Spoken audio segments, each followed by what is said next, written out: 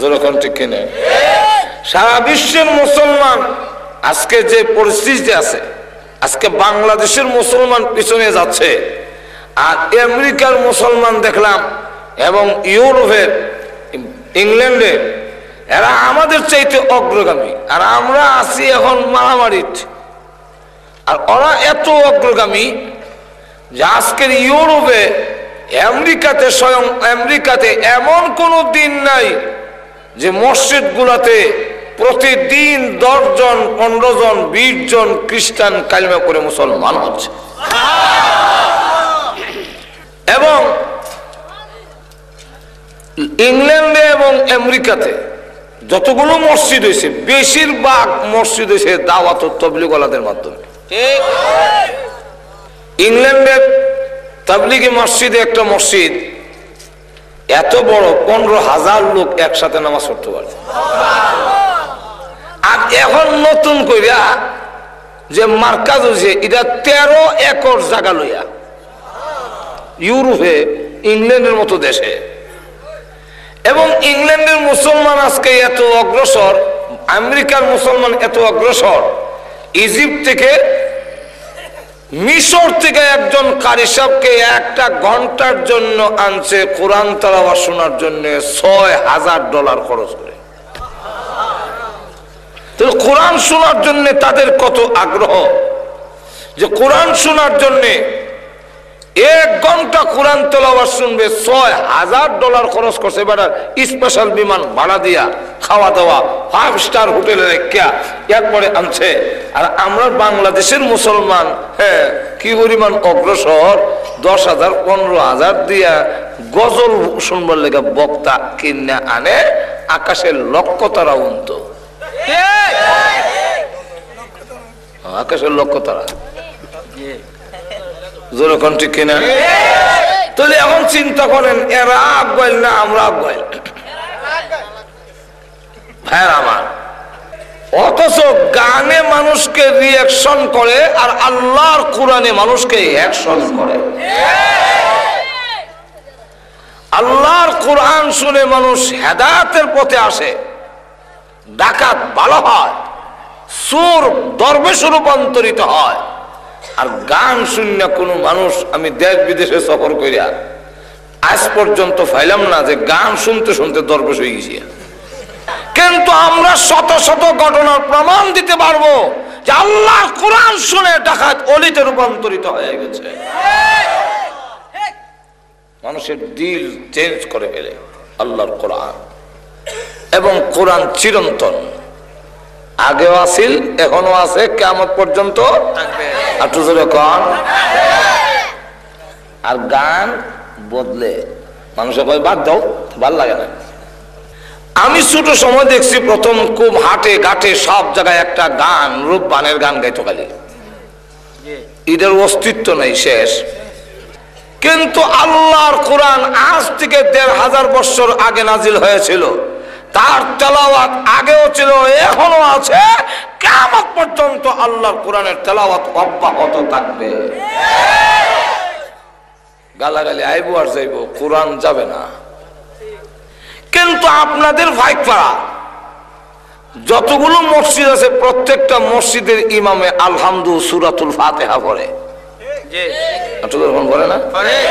ব্রাহ্মণবাড়িয়া যাবেন কে দেখবেন ইমাম সাহেব আলহামদু পড়ে, ঢাকা যাবেন পড়ে, মক্কা যাবেন পড়ে, মদিনা যাবেন সেখানে ইমামও আলহামদু পড়ে। কিন্তু যত শুনে আজ পর্যন্ত কেউ কইছে না এগুলো বেমজা লাগে, এটা বদলেন না। বরং কাবাগরের কাছে যখন গিয়ে শুনবেন আলহামদুলিল্লাহি রাব্বিল আলামিন,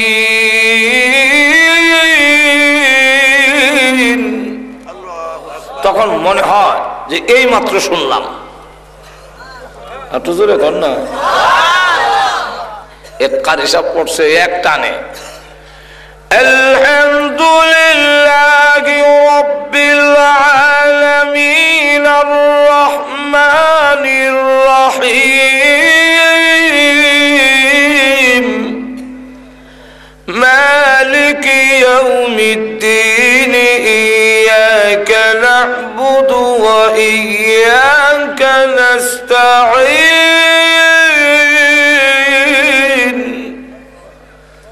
এতটুক এক শ্বাসে গিয়ে যখন কইরা ছাইরা দিছে একসাথে কয়েকজন খ্রিস্টান আলদা হইয়া কালিমা করে মুসলমান হয়ে গেছে। তাহলে বোঝা যায় কোরআনের আকর্ষণ আগেও ছিল, এখনো আছে, কিয়ামত পর্যন্ত অব্যাহত। আরো জোরে কর। তাই আজকের কোরআন তাফসীর মাহফিলে দুয়াতে আমাদেরকে যে শরীক হওয়ার তৌফিক দিয়েছেন, আমরা সকলেই জোরে সোরে বলি আলহামদুলিল্লাহ। আমি যে আয়াতগুলো পড়লাম, এই আয়াতগুলো হলো সূরা লুকমানের। কোরআনের একটি সূরা আছে, সূরা লুকমান। আচ্ছা জোরে কোন লুকমান একজন ব্যক্তির নামকরণ, একটি সূরার নামকরণ করা হয়েছে। এই ব্যক্তিকে যার নামে সূরার নামকরণ করা হইল, স্বয়ং আল্লাহ রাব্বুল আলামিন তার কোরআন শরীফের মধ্যে তার নাম আনলেন। তার নামে ডাইরেক্ট আয়াতের মধ্যে তার নাম আছে এবং ওনার নামে সূরাটার নামকরণ করা হইল।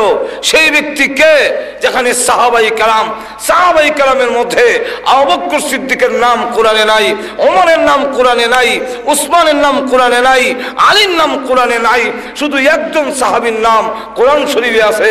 ফালাম্মা কাযা যায়েদুন, যায়েদ রাদিয়াল্লাহু আনহুর নামটা কোরআন শরীফে আছে। আর না হয় কোন সাহাবীর নামও আল্লাহর কোরআনে আনে নাই। সাহাবীদের কথা আছে কিন্তু তার নাম নাই, কোরআন শরীফও নাই। যেমন এক সাহাবী, ওনার নাম উবাই ইবনে কাব রাদিয়াল্লাহু আনহু। উনি কোরআন 7 ভাবে পড়া যায়। কয়ভাবে? 7 ভাবে। যেমন আমরা ওয়াদুহা ওয়াল লাইলি ইযা সাজা পড়ি, এরকম ঠিক না? এক সাহাবী পড়তেছে ওয়াদুহি ওয়াল লাইলি ইযা সাজি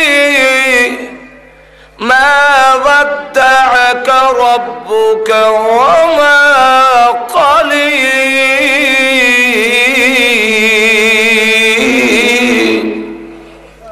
এই সাহাবীকে রাসূলের দরবারে ধরে নেওয়া হইল, ইয়া হুজুর ইবনে ওয়াদুহি করে।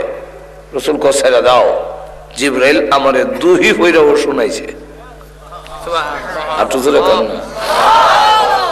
তো 7 ভাবে যে কোরআন শরীফ নাযিল হয়েছে, এই 7 কারি সাহেবের মধ্যে একজনের নাম হলো উবাই ইবনে কাব। ওনার ফরক খুব সুন্দর ছিল। আল্লাহর নবী সাবিক রাহমাতুল লিল আলামিন ডেকে বলেন, রে উবাই ইবনে কাব, একটু কোরআন শরীফ তেলাওয়াত করে তুমি আমাকে শোনাও। উবাই ইবনে কাব রাদিয়াল্লাহু আনহু বলেন, ইয়া রাসূলুল্লাহ, ইয়া হাবিবাল্লাহ, ও আল্লাহর নবী, যাকে কোরআন শিখাইছেন স্বয়ং আল্লাহ এবং যার কাছে কোরআন নাজিল হয়েছে, সেই নবীকে আমি তেলাওয়াত করে শোনাবো। অক্ষমতা প্রকাশ করলেন, হুজুর আমি আপনারও শুনাইতাম। আল্লাহর নবী বলেন, উবাই, কোরআন শরীফ তেলাওয়াত করে আমাকে শোনাও। উবাই ইবনে কাব আবারও অক্ষমতা প্রকাশ করলেন। এইভাবে 1 বার 2 বার 3 বার বলার পরে আল্লাহর নবী বলেন, রে উবাই ইবনে কাব, মহান আল্লাহ বলেছেন তোমার কাছ থেকে তেলাওয়াত শোনার জন্য। উবাই ইবনে কাব রাদিয়াল্লাহু আনহু বলেন, ইয়া রাসূলুল্লাহ, ইয়া হাবিবাল্লাহ, আল্লাহর নবী গো, আল্লাহ যে আমার পড়াশোনার জন্য বলছেন, আমার নামটা আল্লাহ কইছেননি। একটু জোরে কর না সুবহানাল্লাহ।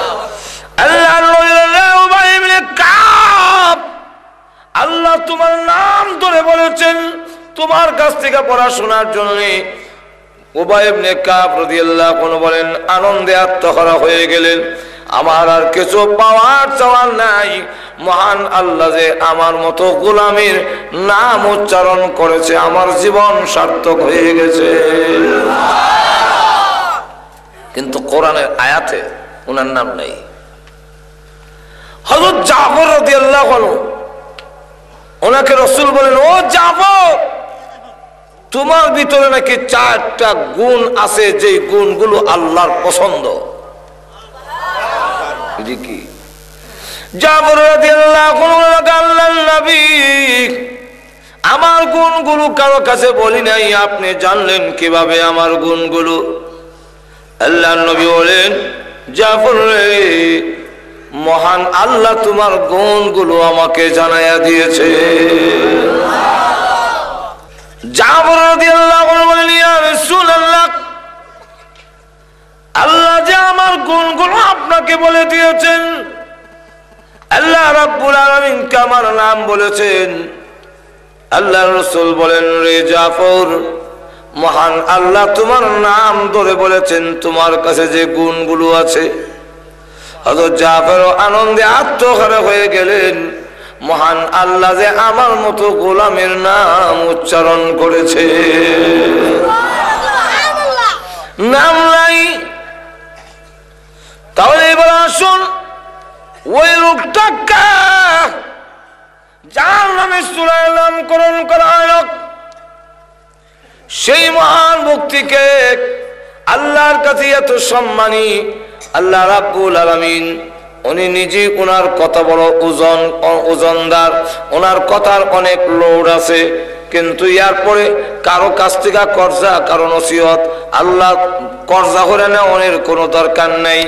কিন্তু লোকমানে হাকিম তার ছেলেকেই লক্ষ্য করে যেই নসিহত করেছিলেন, আল্লাহর কাছে এত পছন্দনীয় যে মহান আল্লাহ রাব্বুল আলামিন তার নসিহতগুলো গ্রহণ করে কোরআনের আয়াত বানাইয়া বিশ্ব নবীর কাছে ওইগুলো নাজিল করেছে। লুকমানে হাকিম তার ছেলেকে যার নসিহত করেছিলেন, সেই নসিহতগুলো দেখা গেছে যে আল্লাহ রাব্বুল আলামিন কোরআনের আয়াত বানায়া বিশ্ব নবীর কাছে নাজিল করেছেন। আল্লাহর কথার তো কত দাম, কেউ কাছ থেকে তো আল্লাহ কর্জা হলে নেওয়ার দরকার নাই। এই লোকটার কত সম্মান, যে কত মর্যাদা, তার কথাগুলো মহান আল্লাহর কোরআনে কালামের ভিতরে জায়গা পাইলেছে। একটু জোরে কর না। আল্লাহর নবী বিশ্ব নবী উল্লেখ করেছেন, অথচ তিনি ছিলেন কালো।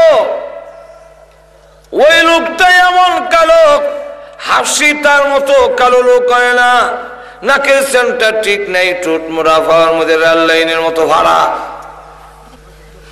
আবার গোলাম বাড়িও, তাহলে কোনো দিক থেকে তার কোনো ভালো কোয়ালিটি নেই।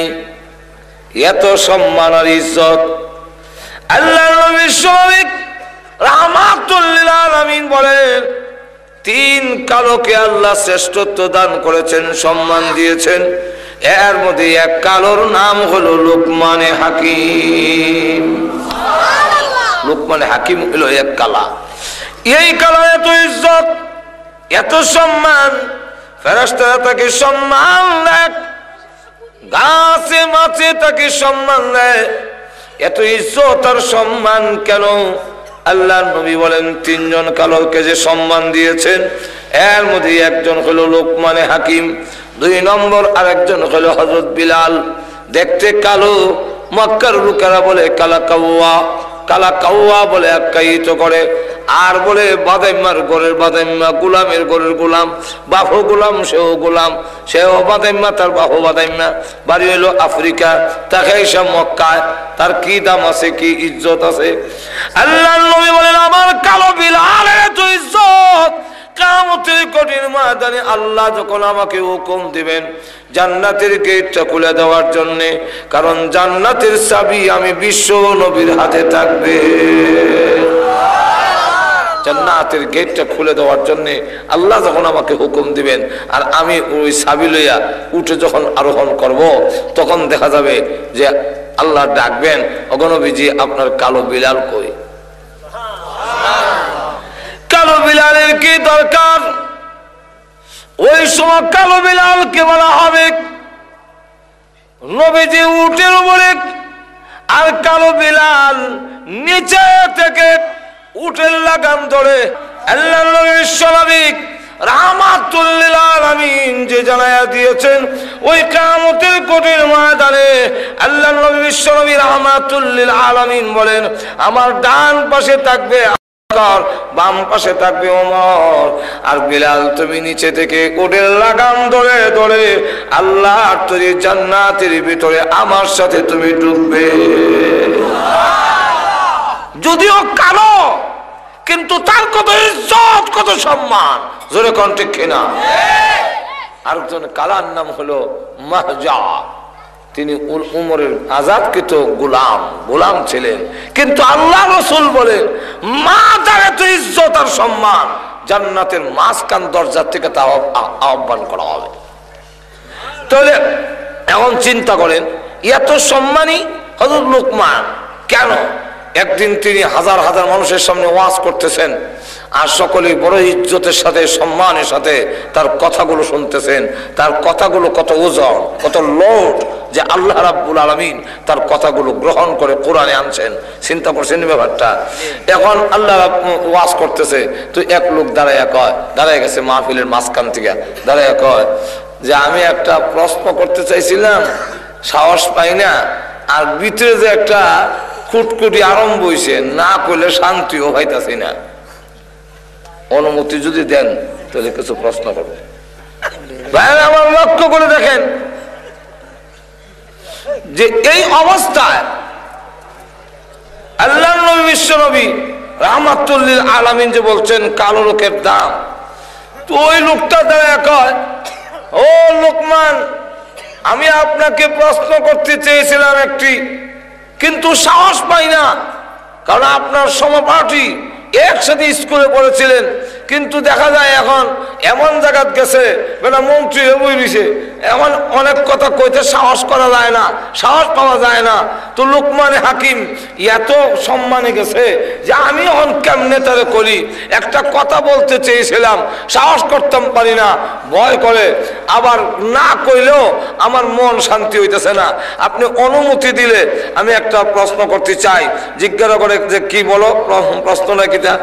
প্রশ্নটা হইল, আমি এক মাঠের মধ্যে এক লোকমান আমার সাথে ছাগল রাখতো, বকরি চড়াইতো, ঠিক দেখতে আপনার মতোই, না হই মনে হয় সেন্টার ঠিক নাই, টুট মুড়া, ফায়ার মধ্যে রেল লাইনের মতো ভাড়া, এই মনুই বাটি বুটি, এই মনুই ফ্যাট বড়, এখন আপনার মতোই দেখতে, কিন্তু আপনি সেই বকরির রাখাল, ছাগলের রাখাল, এটা কইতাম কেমনে? এটা তো সাহস পাই না।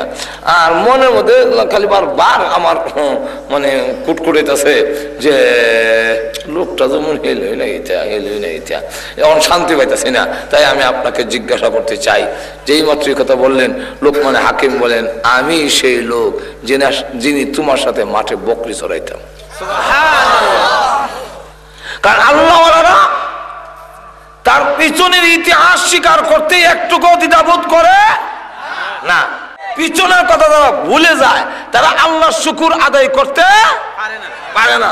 আর সত্যিকার আল্লাহর বান্দা যারা, তারা তার পিছনের কথা স্বীকার করে, বলে এই নিয়ামত আমার আল্লাহর দেওয়া। যেরকম কার দেওয়া? আরো যারা আওয়াজ দিয়ে বলুন, কার দেওয়া? খলিফাতুল মুসলিমিন ওমর রাদিয়াল্লাহু আনহু, তিনি দেখা যায় ওই অবস্থা ছাড়াতে পারেনি, তিনিও একটি মাঠ দেখে চোখের পানি ছেড়ে দিয়ে কাঁদলেন।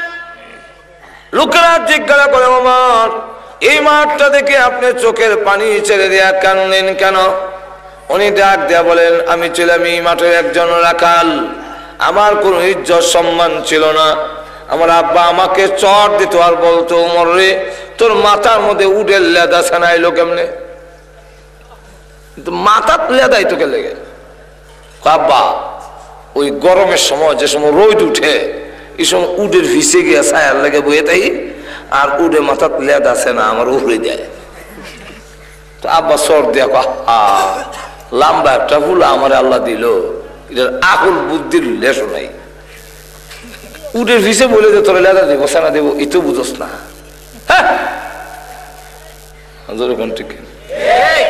তখন কয়, বিয়া করলে বউ ভালো কেমনে, সংসার চালাবার যোগ্যতা হল। উমর বলে, আমি ছিলাম এই মাটির বকরির রাখাল, আমার কোন ইজ্জত সম্মান ছিল না। আজকে মাঠটা দেখে কান্দি, খোদা গো, কত ইজ্জত দিয়েছ, কত সম্মান দিয়েছ, আমি এখন বকরির রাখাল না, আমি এখন উঠের রাখাল না, আমি আমিরুল মুমিনিন, আমি খলিফাতুল মুসলিমিন। আমি উমরকে এত ইজ্জত দিয়েছ, আমার আঙ্গুলের ইশারায় অর্ধেক পৃথিবী পরিচালিত হয়। এখন আমার আঙ্গুলের ইশারায় চলে। সুতরাং আমার এই জিনিসটা ইয়াদ থাকলেই শুকরিয়া আদায় করতে সুবিধা। আর পিছের কথা যখন বুঝলা তার জবান দিয়ে আল্লাহর শুকুর আসে না। লোকমান হাকিম বলেন, আমি সেই লোক যে লোক বকরির রাখাল ছিলাম, আমার কোন ইজ্জত সম্মান ছিল না। আমি কালো লোক, সামাজিক ভাবে কালো এবং গঠনদার ভালো না, সমাজে তাকে বেশি ইজ্জত দেয় না, সম্মান দিতে চায় না। আমি সেই লোক। এমনি লোকটা ডাক দিয়ে বলে, আপনি যদি সেই লোক হয়ে থাকেন তাহলে আমি বকরির ছাগলের রাখাল রয়ে গেলাম, আপনার এত ইজ্জত সম্মান কেমনে হইল, এই বেশ কমটা কেমনে হইল আমি জানতে চাই। লোকমান হাকিম বলেন, তুমি কি চাও দুনিয়া এবং আখিরাতে আমার মতো ইজ্জত আর সম্মানের অধিকারী হতে? আমরা কি তখন আপনারা চাইতেন না? দুনিয়া এবং আখিরাতে আমি সম্মানী হই, এটা আপনারা চাইননি? লোকমান হাকিম যে মাত্র বলেছে, সেই লোকটা ডাক দিয়ে বলে, হ্যাঁ লোকমান হাকিম, আমিও তোমার মতো দুনিয়া এবং আখিরাতে সম্মানিত হতে চাই। লোকমান হাকিম বলেন, যে সমস্ত গুণের কারণে আমাকে আল্লাহ এত সম্মান দিয়েছেন, সেই গুণগুলো তুমি অর্জন যদি করতে পারো, জেনে রাখো তোমারও সম্মান দুনিয়া এবং আখিরাতে বেড়ে যাবে। তুমি যদি আমার মতো সম্মানী হতে চাও, যে সমস্ত গুণগুলো আমি অর্জন করছি সেই গুণ তুমি অর্জন করো, তাহলে দুনিয়া এবং আখিরাতে তুমি সম্মানিত হইবা। এই গুণগুলো কি? গুণ হইল 9টা। জোরে কোন কয়টা? 9টা। কইতাম নি? আরো জোরে কম না, অসুবিধা হইতাছে?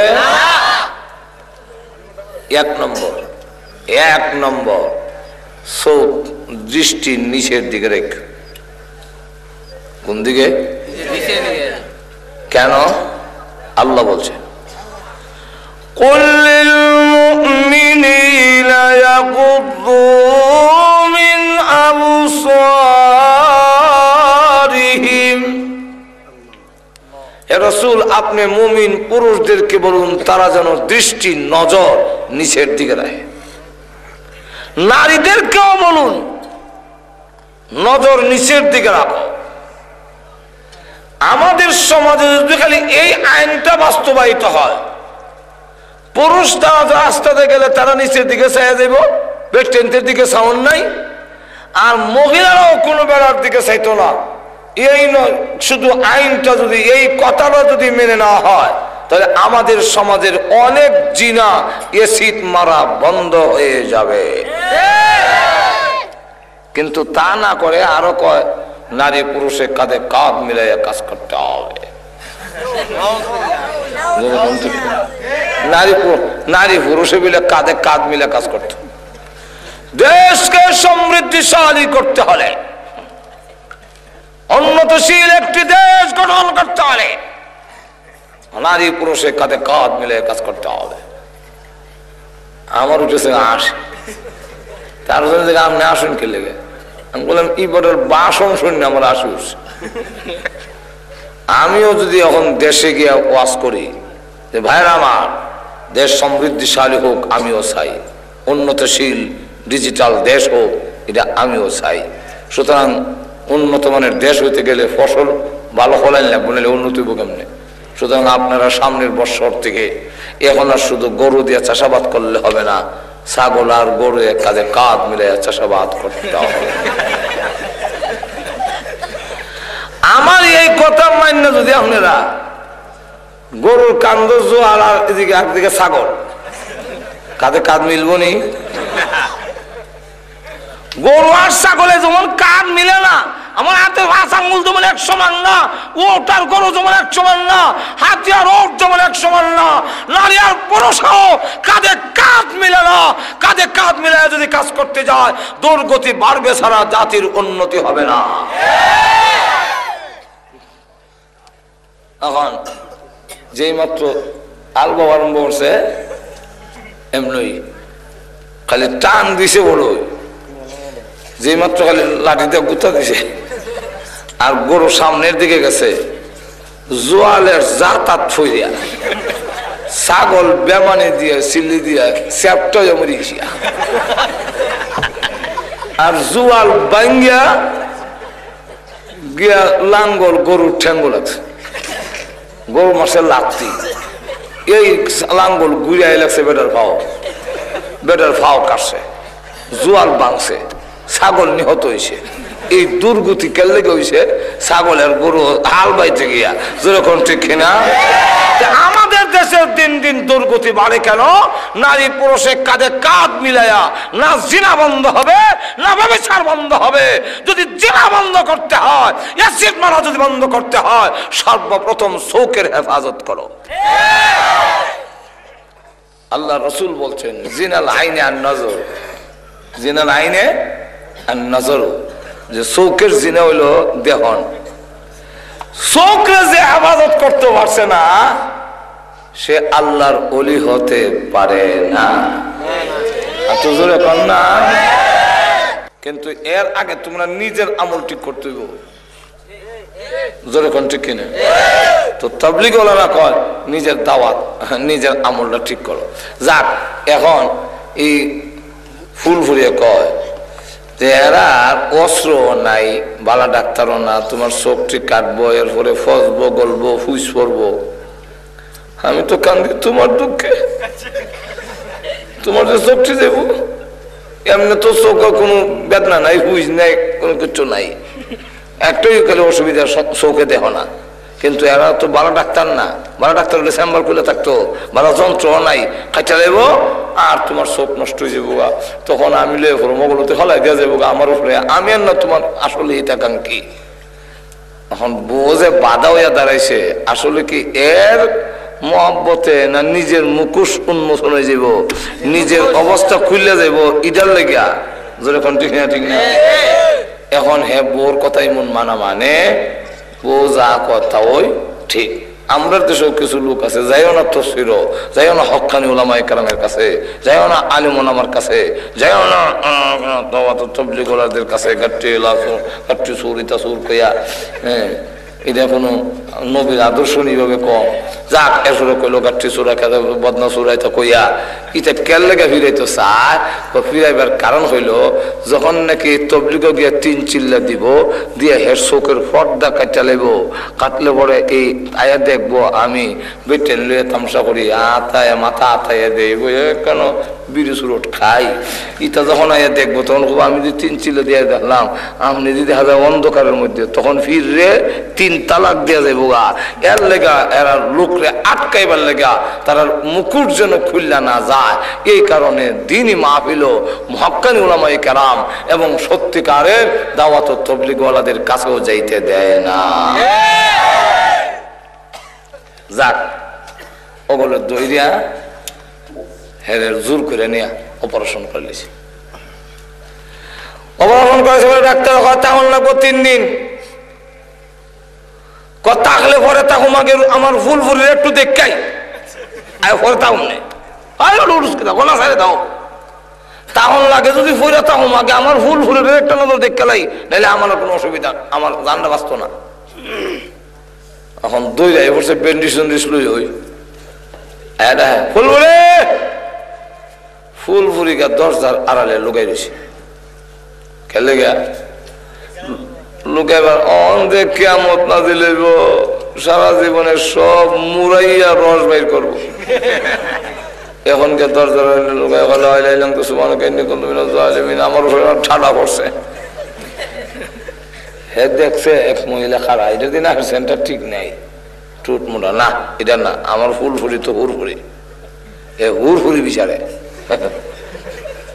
হের চিল্লা চিল্লির ছুটে আশেপাশের ঘরের লোকেরা কি জানি চিল্লাস করলে কথা বলে আমি চোখ দেখি আমার ফুল ফুলের দেখবার লেগে আইছি 3 দিন মিলে হাসপাতালে তখন লাগবো তো পরে তখন আগে ফুল ফুলের দেখ গেল এটা গেল কই হয় না দি বলছে ওদি এটা তোমার বউরা দরজারা হলে যে ওইটা যেদিন সেন্টার ঠিক নেই যদি টিকার লাগান খালা আমার তো কইছে হুর করে লাগান সুন্দর কেলো তুইও এমনি চুলের মুঠির ধরছে দই আইনা উঠানো আইনা আগে কয়েকটা মুড়া দেয়া লই দুকা দিলে গেলে যেরকম ঠিক কিনা আরো জোরে কম দুকা দিলে কেন দুকা দিচ্ছস কেন কেন দুকা দিলে টিকার লাগান খালা আমি কালাবে না কালার দলে দেখো দিয়েছিল তুই এটা কইলে খেলে আমি হুরপুরের মতো সুন্দরী এখন কয়েকটা মোড়া দিয়ে হয় 1 তালাক তোরে 3 তালাক তোর মারো দিলে মারো 3টা এটাও বললে দিয়া এরপরে বিদায় দিলেছে এই দুকাবাদ ঠিক তেমনি হবে আমাদের সমাজেও যাতে এই আধ্যাত্মিক চোখ না খুলে কোরআনের আলোচনা যেন চোখ না খুলে মুকুট যেন উন্মোচন না হয় এর জন্য বাধা দিয়ে রাখে এখন মুকুট উন্মোচিত হইলে তখন মুড়িদ লাগান ভিড়ে আমি 3 তালাক দিলাম আপনি বন্ধ তখন ধরা পড়বে যেরকম ঠিক না তখন দেখা যাবে ধরা পড়বে এই জন্যে ওই যে এগুলোর থেকে দূরে রাখে তাহলে প্রথম নম্বর হলো তুমি যদি সম্মানী হতে চাও লুকমানে হাকিম বলেন প্রথম নম্বর কথা হলো তোমার নজর নিচের দিকে রাখো একটু জোরে কন কোন দিকে রাখন একটু জোরে কন নিচের দিকে নিচের দিকে নজর রাখো যদি তাহলে তোমার ইজ্জত দুনিয়া তো বাড়বে আল্লাহর কাছেও বাড়বে লক্ষ্য করে দেখেন নিচের দিকে যদি নজর দেয় তাহলে আমাদের দেশের অনেক গুণাতে বেঁচে যাবে আমরা এই যে এসিড মারা এগুলার সব মূল কারণ হইল চোখ একটু ধরে কোন আমরা চোখ হইলো ওই ক্যামেরার চোখ আর কি বিট্রিফিতে আছে যেটা ওই দেহে ফ্লাশ মারে মারলে এটা বিট্রিকে জমা হয় বিশ্বাস না করলে আপনারা চক্ষু বন্ধ করে দেখেন ব্রাহ্মণবাড়িয়া টাউনের অলিগলি দেওয়া যায় কিন্তু করাচিটারে দেখবার লেগে চক্ষু বন্ধ করেন করাচি নাই কেন করাচির ছবি আমার বিত্রির ভিতর নাই কিন্তু ব্রাহ্মণবাড়িয়া টাউনের ছবিটা আমার ভিতর আসেনি না নাই ঠিক তেমনি ভাবে একজন আরেকজনের যখন দেখে দেখে চললে আমরা চাই ফ্লাশ মারছে ফ্লাশ মাইরা ছবি লয়ে গেছে বিচ্ছে এখন হে যায় আর কই কি দেখলাম গোলাপি গোলাপি গো অনেক গান গায় প্রেম একবার এসেছিল নীরবে ফারি না জানতে হিদেও কয় মোটামুটি ছেলেরা তো খারাপ না ভালোই এই কিছু লাগলো যেরকম ঠিক কিনে এরপরে সিডি দেয় এরপরে চলো ব্রাহ্মণবাড়িয়া টাউনও আন্ডারগ্রাউন্ডের ভিতরে চাইনিজ রেস্টুরেন্ট আছে এখানে কিছু চানাচুর টানাচুর চাও খাইয়ার পরে আগাইতে একদিন কইলো সান সুরুদ্রে সাক্ষী রেখে কই সান সুরুদ্রে সাক্ষী রেখা তুমি সারা কেউ বিয়া করতাম না এইটা তুমি মরে যাবো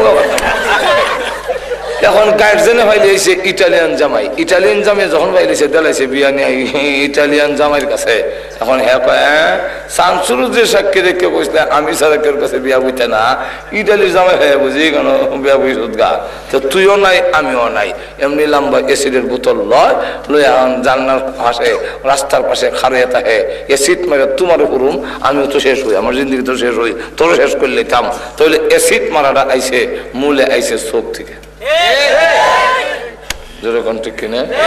তাহলে 1 নম্বর হইল লুকমানে হাকিম বলেন দেখবেন যারা নাকি নিচের দিকে চাই আটে এদের সমাজের সকলের কাছে তার দাম আর যারা মূল্য যদি হয় আর এমনি কোনাকুনি যদি চায় তোমার সে ওই দেখো এটা 2 নম্বর মূল্য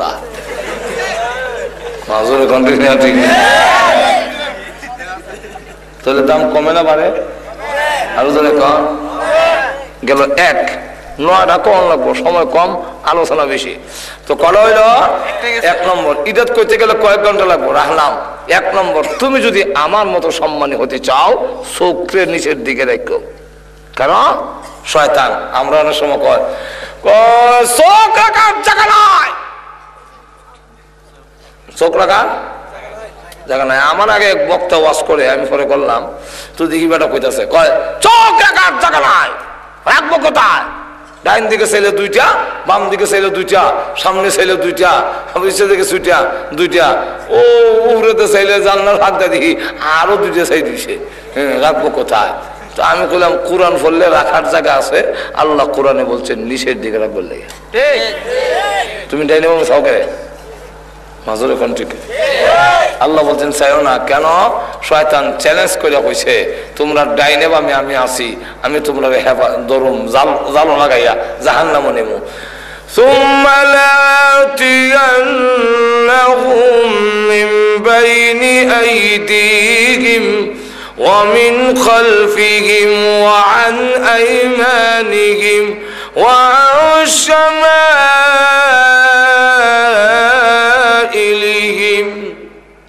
শয়তান সামনে পিছনে ডাইনে বামে চতুর্দিকে জাল ফাইটা তোমার জাহান্নামে আনিয়া ছাড়তাম না। তাহলে 1 নম্বর হলো চোখের হেফাজত, 2 নম্বর হলো তোমার মুখটারে হেফাজত করো, জবানটারে কন্ট্রোল করো, মিথ্যা কথা কইও না, পরের বদনাম করো না, এই দিয়া জবানটারে দিয়া হারাম খাইও না। জবানটারে যদি তুমি বন্ধ রাখতে পারো, জবানকে তুমি যদি হেফাজত করতে পারো, তোমার সম্মান বাড়বে ছাড়া কমবে না। কিন্তু আমরা সমাজের কাম কিটা তসবিহ মসজিদে গিয়ে বইয়া কয় সুবহানাল্লাহ সুবহানাল্লাহ সুবহানাল্লাহ সুবহানাল্লাহ। আচ্ছা কালু মিয়া হজ করে আইছে, হজ করলে কি হইব? তার ফুলাফুরির কোনো খবর আছে নি? সুবহানাল্লাহ সুবহানাল্লাহ আছে না আমরা সমাজে? 2 নম্বর জবান বন্ধ করো, প্রয়োজন ছাড়া কথা বইল না।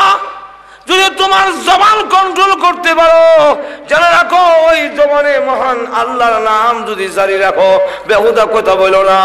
আল্লাহ আল্লাহ যখন করো, আল্লাহর জিকির আজকার করতে থাকো। আল্লাহর রাসূল বলেন কিয়ামতের কঠিন ময়দানে তুমি হাসতে হাসতে আল্লাহর তৈরি জান্নাতের ভিতরে প্রবেশ করবে। এখানে আলোচনা করতে গেলে 1 ঘন্টা লাগবে, রাখলাম। এলো 2। 3 নম্বরটা হইলো তোমার লজ্জাস্থান হেফাজত করো, শরমগারে তুমি হেফাজত করো।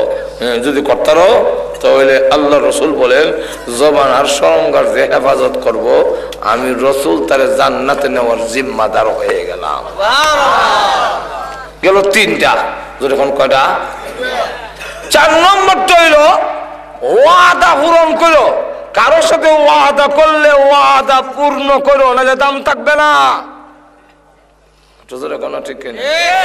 কিন্তু আমাদের দেশে তো বিশেষ করে রাজনৈতিক ময়দান ওয়াদা পূরণ করার মোটই না।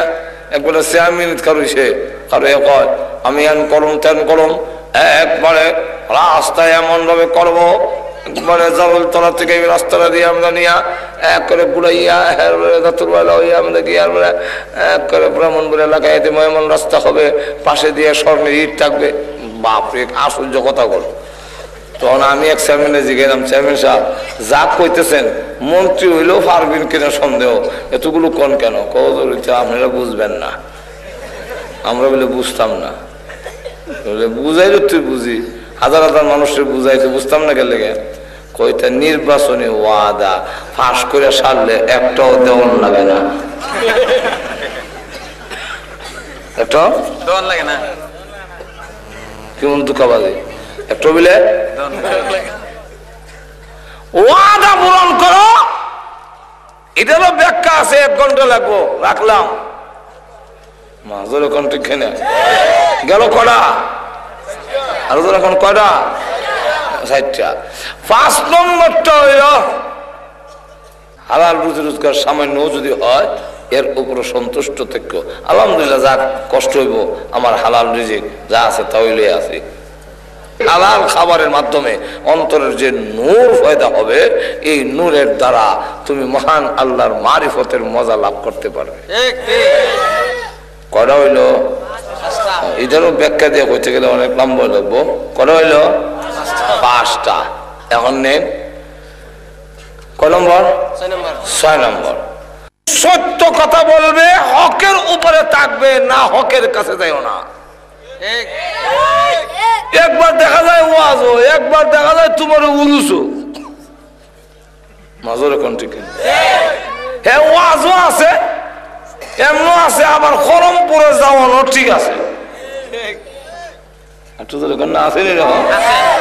হকের উপরে যদি তুমি তাকো, যত নির্যাতন আসুক, সকল নির্যাতন সকল বাধার মোকাবেলায় তুমি যদি ইস্তেকামতের সাথে হকের উপরে থাকতে পারো, যে মৃত্যুর সময় আল্লাহ তোমাকে সালাম দিবেন।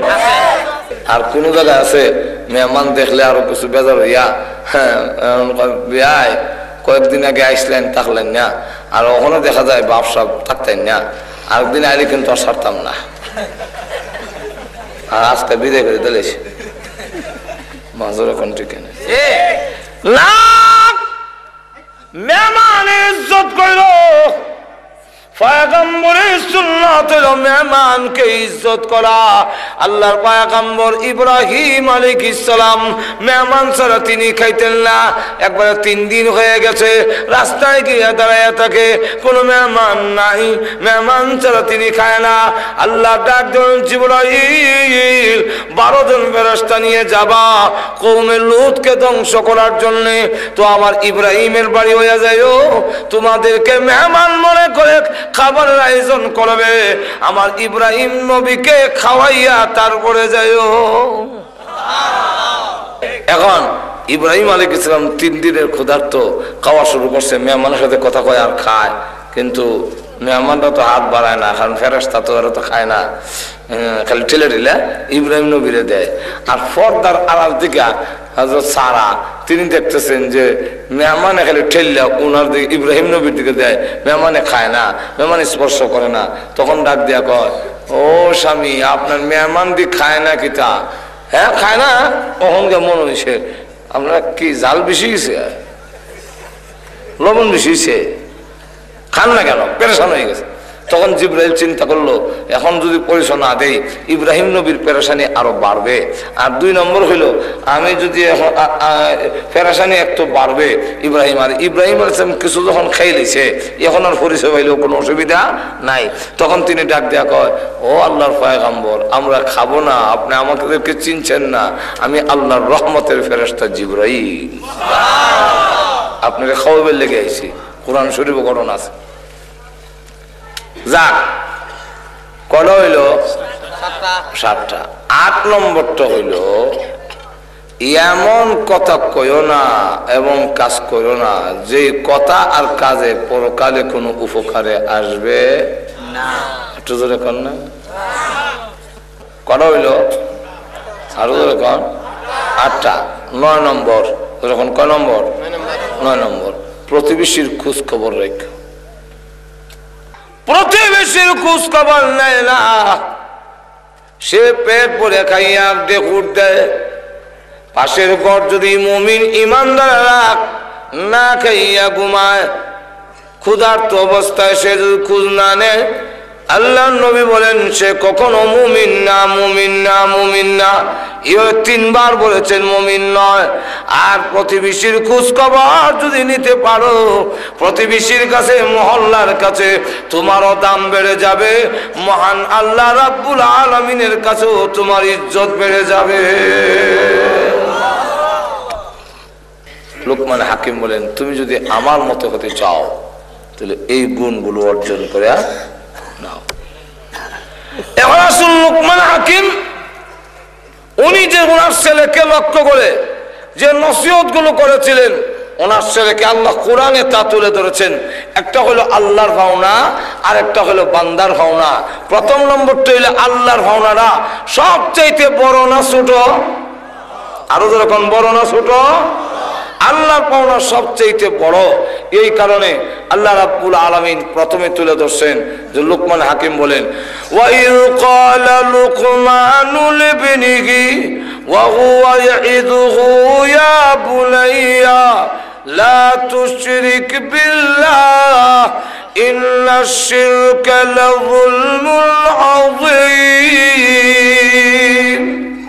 প্রথম নম্বরটা হলো হে স্নেহের ছেলে, হে আদরের ছেলে, অনেক ব্যাখ্যা লম্বা, সংক্ষেপ করতেছি। হে আদরের ছেলে, শিরিক করো না, শিরিক করো না।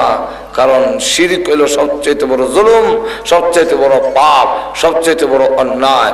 শিরিক কি বলে? পৃথিবীর কোন বস্তুকে আল্লাহর সমকক্ষ সাব্যস্ত করা, আল্লাহর সমান বরাবর সমান দায়ের করা, এটার নাম হইল শিরিক। পৃথিবীর কোন বস্তু, পৃথিবীর কেউ মহান আল্লাহর সমকক্ষ নন। আল্লাহ রসুল জানাইয়া দিয়েছেন যে গুনাহ করার মধ্যে সবচেয়ে বড় গুনাহ আল ইশরাকু বিল্লাহ, আল্লাহর সাথে শরীক করা। আর আল্লাহর করণীয় সবচেয়ে বড় হলো নামাজ। কোন বান্দা বান্দি যদি 5 ওয়াক্তের নামাজ আদায় করে আর শিরিক করে না, আল্লাহ রাব্বুল আলামিন জানাইয়া দিয়েছেন ওই বান্দার জিম্মাদার আমি স্বয়ং আল্লাহ নিজে হয়ে যায়। কিয়ামতের মাঠে ওই লোকটাকে কোনো না কোনো একটা অজুহাতে আল্লাহ তার জিন্দেগীর গুনাহ মাফ করার ব্যবস্থা করবে। এই জন্য লা তুশরিক বিল্লাহ, আল্লাহর সাথে শরীক। এরপরে বলে আল্লাহ একটু আগে বলে আল্লাহর পাওনা আদায় করার পরে মা বাবার পাওনাটা সবচেয়ে কেন? আল্লাহ রাব্বুল আলামিন বলেন আমি যা দিয়েছি আমার যেমন কোনো স্বার্থ নাই রে বান্দা, তোমরা আমার ইবাদত করবে, এটা আমার কোনো স্বার্থ নয়। আমার যেমন কোনো স্বার্থ নাই, ঠিক তেমনি ভাবে মা বাবাই একমাত্র পৃথিবীর ব্যক্তি যারা তার সন্তানকে যা দিয়েছেন কোনো স্বার্থ নাই। তা আল্লাহর নবী বিশ্বনবী রাহমাতুল লিল আলামিন বললেন যে মা বাবাই একমাত্র ওই ব্যক্তি যেই ব্যক্তি তার সন্তানকে যা দিয়েছে এর মধ্যে কোনো স্বার্থ নাই। পৃথিবীর একে অন্যকে যা দেয় সবগুলো স্বার্থ আছে। শ্বশুরে জামাইরে দেয়, স্বার্থ আছে।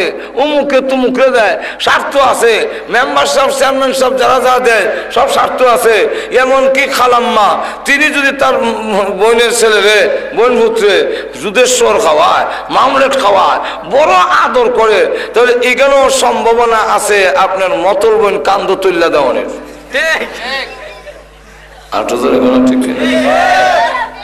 আর মা বাবা যা দিয়েছেন কোনো স্বার্থ নাই, কোনো স্বার্থ নাই।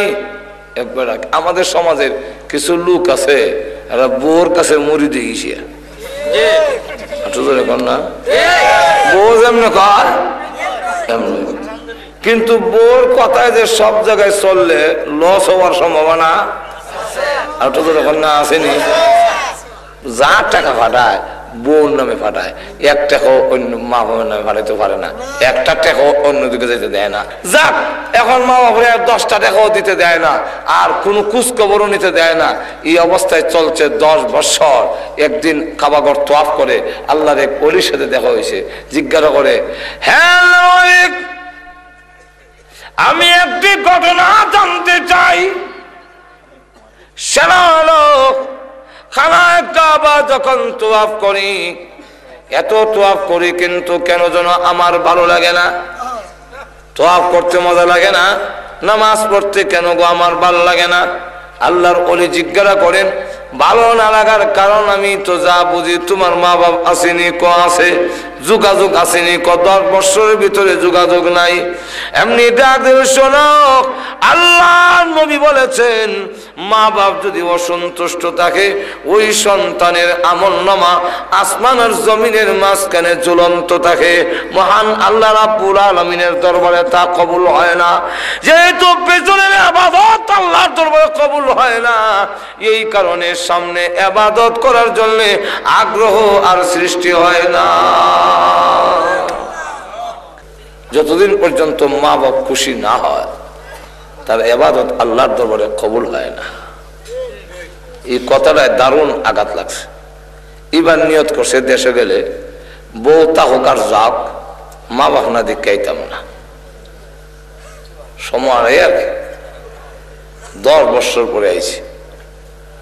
আইয়া মনে করেন বাসুদেব বাজার নামছে, কেমনে যাইতাম একটু খোঁজ খবর লই। 10 বছরের ভিতরে কোনো খবর নাই। আর ইনি মানুষও তারা কেউ অনেকে চিনে না।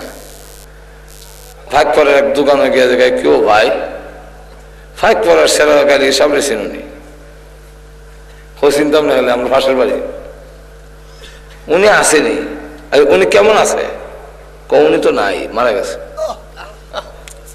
কেমনে এবারে তো দুইটা চোখ নষ্ট হয়ে গেছিল চিকিৎসা করতে পারছে না অভাব অনটন করতে করতে আমরা গ্রামে ভিক্ষা করতে এরপরে আমরা সাহায্য সহযোগিতা দিতে বহু চেষ্টা করে শেষে চিকিৎসার খরচ দিতে পারে নাই বলে আস্তে আস্তে দুঃখে দুঃখে পৃথিবীর থেকে বিদায় হয়ে গেছে ছেলের অন্তরে আস্তে আস্তে আঘাত লাগতেছে আচ্ছা ওনার ওয়াইফের অবস্থা বলে উনিও না তাহার মতো আছে কি তো হয়েছে তারও দুইটা চোখ নষ্ট হয়ে গেছে আর গ্যাস্ট্রিক থেকে চিকিৎসা করতে না পারা ভাইরা এই গ্যাস্ট্রিক বাড়তে বাড়তে আলসার হয়ে ক্যান্সার হইয়া এখন মৃত্যুর মুখে প্রতিত লড়াই করতেছে আমরা গ্রামের লোকেরা সাহায্য সহযোগিতা জাকাত ফাতরা দিলে এরা জান বাচ্চা আছে এই অবস্থায় এখন আছে এক কদম যায় আবার পিছনের দিকে ফিরে আসে আমি কেমন সন্তান চিকিৎসার অভাবে আমার আব্বা মারা গেল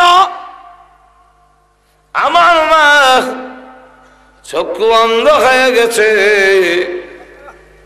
ক্যান্সার হয়ে গেছে এখন আমার মা বেঁচে আছে শুধু জানটা আছে দেহের ভিতরে আমি আমার মার সামনে যাওয়ার পরে কোন মুখে আমি মা মা বলে ডাক দিব মা যদি বলে তোমার বাবা চিকিৎসা করতে পারিনি পৃথিবীর থেকে বিদায় হয়েছে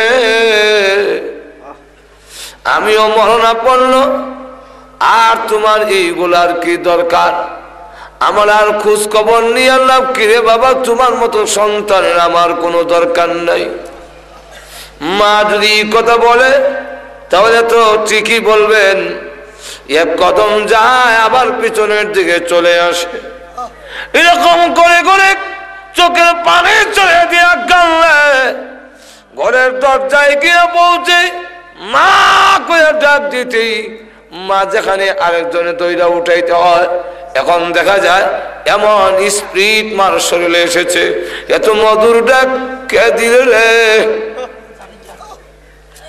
মা মা বলে কে ডাক দিলে মা উঠে শোয়ার থেকে বিছনায় উঠে বসে গিয়েছে আমি বুঝেছি পরিচয় দিতে হয় নাই আওয়াজে বুঝে পেরেছি আমি বুঝতে পেরেছি তুই আমার সন্তান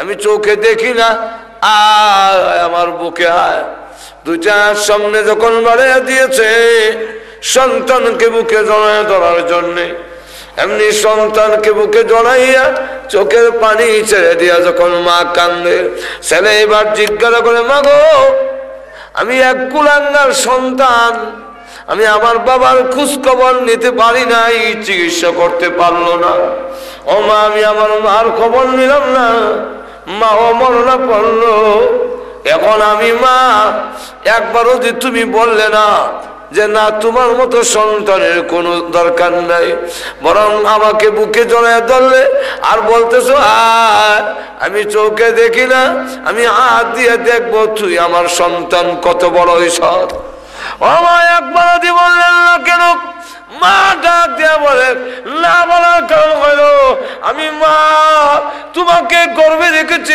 দুধ খাওয়াইছি পেশাব পায়খানা করেছি কোনো কিছু পাওয়ার আশায় করি নাই রে বাবা মা হিসাবে তা করেছি আব্বাও তার সন্তানকে যা দিয়েছে সেই সন্তানকে দেওয়ার পিছনে যা আছে এটা পাওনার আশায় বিনিময় নেওয়ার আশায় কোনো কিছু দেয় না এই কারণে আল্লাহ রসুল বলেন মা বাবার পাওনা সারা জীবন পরিশোধ করলেও তোমার শেষ হবে না একমাত্র মা বাবার পাওনা এমন যে আল্লাহ যা দিয়েছেন তার কোনো স্বার্থ নাই পৃথিবীর মধ্যে মা বাবা হইল সন্তানকে যা দিছে যতগুলো চুমু দিছে যতগুলো কাপড় চোপড় দিছে যতগুলো চকলেট খাওয়াইছে একটা বাবা লেখা রাখে না যে বড় হইলে হেরে সুদে আসলে আদায় করুন এরকম একজন বাবাও লিখে রাখে না। তাহলে এতে বোঝা যায় মা বাবা তার সন্তানকে যা দিয়েছেন সম্পূর্ণ দিয়েছেন একমাত্র নিঃস্বার্থভাবে। আরো জোরে কোন ঠিক? তাহলে এই জন্যে আল্লাহ রাব্বুল আলামিন তার হুকুমের পরে মা বাবার কথা তুলে ধরছেন। আমরা যুবক ভাইদেরকে বলবো মা বাবার খেদমত করতে রাজি আছেন তো? আরো যেরকম রাজি আছেন? আর আল্লাহর পাওনা হইল সবচেয়ে বড় পাওনা নামাজ আদায় করা, এটা হইলো আল্লাহর সবচেয়ে বড় পাওনা। আমরা যদি নামাজ আদায় করতাম পারি, মা বাবার পাওনা পরিশোধ করতাম পারি, আল্লাহ যুক্তি দিয়ে উদাহরণ দিয়ে বলেছেন, এই জন্য অনেক লম্বা হবে। তো আল্লাহ সবগুলো উদাহরণ দিয়ে বলেছেন, আল্লাহ এক্সাম্পল দিয়ে বলেছেন মা বাবার পাওনাটা কেন বড়, কেন বড়। এবং সন্তান যদি মা বাবা যা দিয়েছেন সন্তান তা দেয়, তথাপি ঋণ পরিশোধ হয় না। এক সাহাবী জিজ্ঞাসা করেন, ইয়া রাসূলুল্লাহ, আমার মা আমার কোলে নিয়েছে আমি কোলে নেই, আমার মা আমার মুখে খাবার তুলে দিয়েছে আমি খাবার তুলে দেই, আমার মা আমারে গোসল করেছে আমি গোসল করাই, আমার মা আমার তেল মালিশ করছে আমি তেল মালিশ করে দেই, আমার মা পেশাব পায়খানা পরিষ্কার করছে আমি করে দেই, আমার মার পাওনা হক আদায় হবে কি? আল্লাহ নবী বিশ্ব নবী রাহমাতুল লিল আলামিন বলেন হবে না। বলে কেন হবে না? বলে সন্তান বুড়া মা লালন পালন করে আর মা বাবা তার সন্তান লালন পালন করে, দুইটার মধ্যে বেশ কম হইল নিয়তের মধ্যে। সন্তান লালন পালন করে মা বাপ, আর মনে মনে কামনা থাকে মা বাপ বিদায় হোক, বুড়ো হয়ে গেছে এখন বিদায় হয়ে গেলে বালা দুয়া চায়। আর সন্তান মা বাপ লালন পালন করে, মা বাবার কামনা থাকে আমার ছেলে বাচ্চাটা হোক এবং বড় হোক। এর বাস্তব প্রমাণ হইল আমরা দেশে বিদেশে ওয়াজ করলে 10 টাকা দিয়া, $10 দিয়া, 10 পাউন্ড দিয়া দোয়া চায়, হুজুর আমার মা বাবা প্যারালাইসিস রোগী, একটু দোয়া করেন আল্লাহ যেন ইমানের সাথে নেই, কারণ তারা বড় কষ্টে আছে। আমি বললাম কষ্ট আছে কই? আগে টয়লেটে যাই যাওয়ান না, তখন যাওয়ান লাগে না, আগে মুখে খাওয়ান তুললে খাই, তখন আপনি মুখে তুলে দিলেন, বেটা তো আরো মেয়ে আছে কষ্ট কই? কজর এটা না, আসল কথাটা কইলেন, আপনি কষ্টের মধ্যে আছেন। সন্তান চায় মা বাপ বিদায় হোক, আর মা বাপ চায় 10 টাকা দিয়া ফঙ্গু ছেলে